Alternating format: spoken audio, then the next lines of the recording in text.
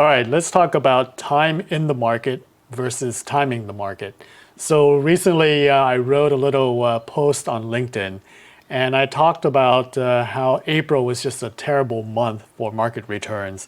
But if you zoom back out and look at the trend over the long term, you're going to do fine. So a friend of mine, Troy, said that I should turn this into a video and just kind of give a gentle reminder to folks that the day-to-day, month-to-month noise of the market is not what you should be worried about. So why don't we jump into the computer, take a look at what I'm talking about, and then you'll see that it definitely is just the time that you spend in the market rather than trying to time it, dancing in and out. So what I did was I looked at the S&P 500 on a daily basis going back to 1980. So this is almost 45 years, and it goes up, it goes down. And that's the blue line that you see here. But if you look at that red trend line, that's the overall long-term trend of the market. When you look at that daily price, like I mentioned, it's all over. I mean, you got up days, down days, some are pretty deep, but overall, it's just random noise. It basically is that. But I went a step further, and what I did was that I went and just looked at how many days we had in that almost 45 years, and this is trading days. So we have a little over 11,000 trading days, and of those, almost 6,000, 5,800, 5,900 are positive return days, and then 5,100 are negative days. There's some days are just flat. It's rare, but it happens.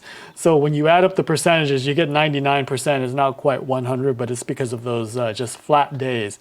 And what you see is that the percent of positive days is 53% versus 46% for the negative days.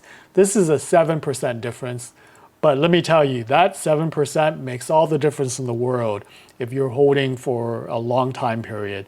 And what are we talking about when we're talking long term? Well, I went and just looked at what I call rolling 3, 5, and 10 year periods. So I pick a date, go out 3 years, and then go to the next day, 3 years from that, so on and so forth. Did that for a 3-year time frame, 5-year, and a 10-year.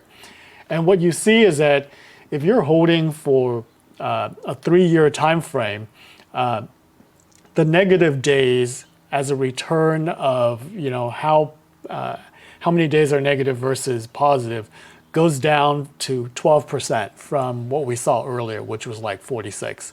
If you were to hold for 5 years, it drops down to just 8% of the time you're going to be negative in those rolling 5-year period.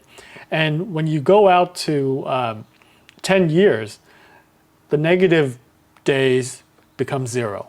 Now, even holding it 10 years, you may see a drop of 42%, right? Because it's just a matter of, when those deep drops occur.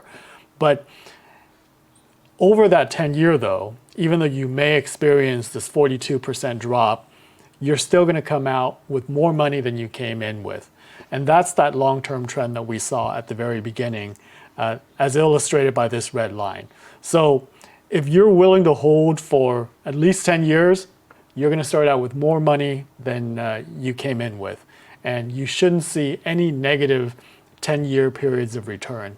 The longer you hold than that, it's even better.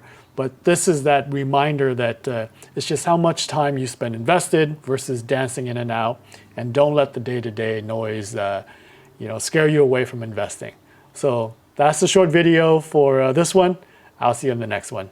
Later.